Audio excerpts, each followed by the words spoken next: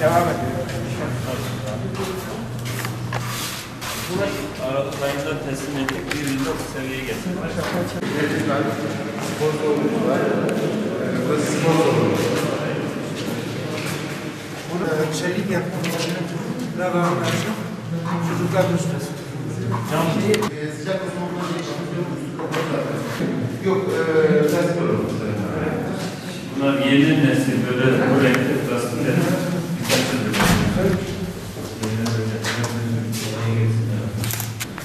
Sayın Valim burası yatakhane katı. Burada da 8 bölüm. Evet. Evet Sayın Valim. Kaçar yatak atabilirim.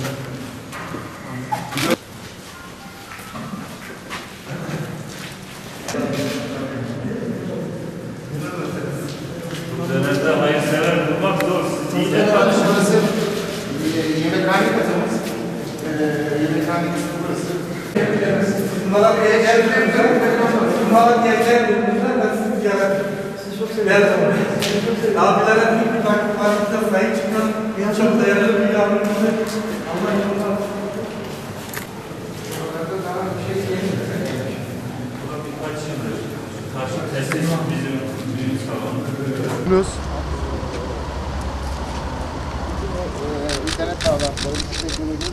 Bugün Yeşilyurt Belediye'mizin tahsis etmiş olduğu alanda iş adamımız Ekrem Kural Bey'in yaptırmış olduğu Kur'an kursu inşaatını gezdik biraz önce. Halen inşaat devam ediyor.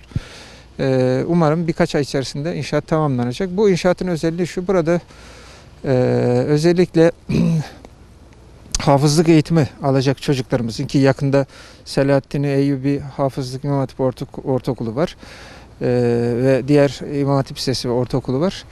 Burası külliye şeklinde yapılmış zaten. Çok sayıda öğrencimiz öğrenim görüyor. Orada öğrenim gören çocuklarımızın yatılı olarak kalması için çok güzel bir mekan oluşturuluyor.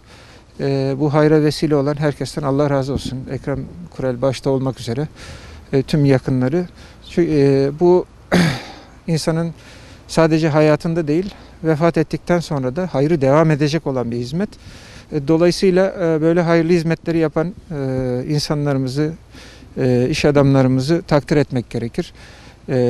Sadece inşaatın yapım aşamasında değil, daha sonra inşaat bittikten sonra, artık çocuklarımız buraya alındıktan sonra, hizmet vermeye başladıktan sonra da buradaki çocuklarımızın sağlıklı bir şekilde hem eğitimlerini almaları hem de burada barınmaları için Ekrem Bey de zaten işletilmesi hususunda gerekli yardımları yapacak.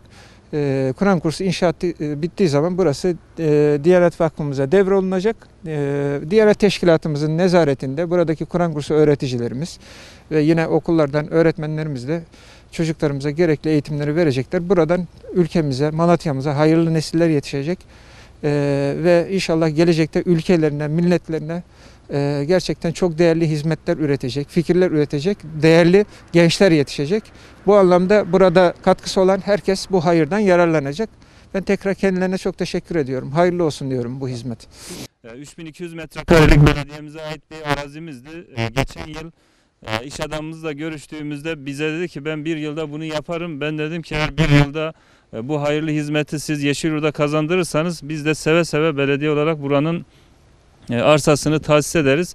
Verdik, onlar da sözünde durdu, biz de sözümüzde bulunduk ve şu anda da bitim aşamasında, bittiğinde de yaklaşık 80-90 tane hafızlık öğrencisine hizmet edecek şekilde çok nitelikli, çok özel bir bina oldu. Tabii hayırlar kalıcı, ömürler geçici. Bizler de burada eserler bırakabilirsek, güzel alanlar oluşturabilirsek gelecek nesillerimize de hem de dinimize, Kur'an-ı Kerim'e de hizmet edebilecek nesiller yetiştiririz. Emeği geçenlere, bunun için hayırda bulunanlara, destek olanlara ben çok teşekkür ediyorum. Rabbim hayırlarını, devamını getirsin diyorum. Memleketimize, Yeşilyurt'umuza, bölgemize hayırlı uğurlu olsun diyorum. Önce başta Sayın Valime teşekkür ederim. Bize şeref buyurdu. Geldi. Allah razı olsun. Güzel bir moral oldu. Güzel bir cesaret oldu. Hastalığın verdiği şeyle alakalı biraz bir ay falan geç kaldı ama Rabbimize şükürler olsun bitirdik. Sayın Belediye Başkanımız Mehmet Çınar Beyefendi'ye verdiğim sözde durdum. Orada da çok mutluyum. Sayın Müftü Bey büyük desteği var bizde. Veysel Beyefendi. Ondan sonra aileme, Nurhas Tekstil'e de çok teşekkür ederim, aile şirketime. Onlar da desteklerinden esirgemiyor. Hepinize çok çok teşekkür ederim. Arsa içerisinde 4000 metreye yakın bir inşaat alanına sahip bir binadayız. 120 kişilik bir Kur'an kursu, hafızlık okulu olarak geçiyor burası. Konferans salonu var, spor salonları var, yatılı sınıflarımız var, normal dersliklerimiz var, mescidimiz var, yemekhanemiz var, mutfağımız var. Tamamen donanımlı bir binadayız. Öyle söyleyeyim ben size. Teknolojiyle de donatılmış bir bina. İnternet sistemi, yangın ihbar sistemi hepsi de mevcut. Güzel bir bina olacak inşallah bitince.